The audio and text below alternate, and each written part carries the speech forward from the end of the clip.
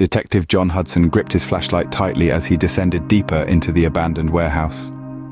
His heart pounded against his ribcage, each step echoing through the desolate corridors. He had been following the breadcrumbs of a sinister operation, one that had led him to this forsaken place. John knew he was getting closer to the truth, no matter how horrifying it might be. As he rounded a corner, his flashlight beam caught something that made his blood run cold.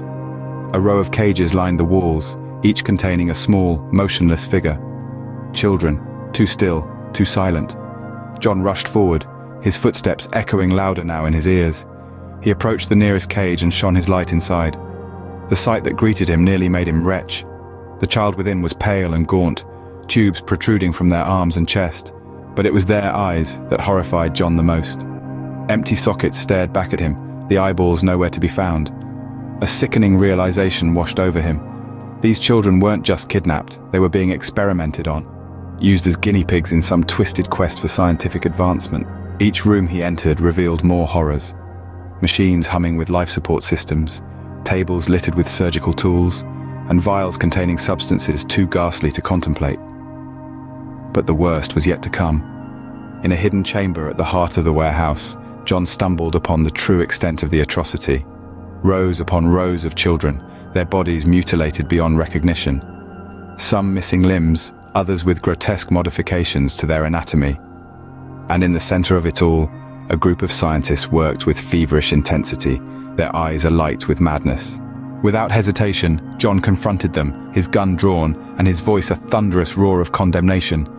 But the scientists only laughed, a chilling, deranged sound that sent shivers down John's spine.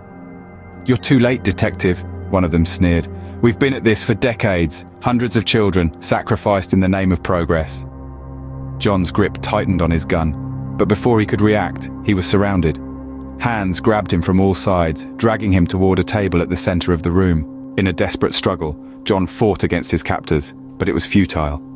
They held him down with inhuman strength as one of them approached with a gleaming scalpel. "We have one final experiment to conduct," the scientist whispered, his breath hot against John's ear. "The dismantling of a human mind." And with that, the scalpel descended, plunging into John's flesh with agonizing precision.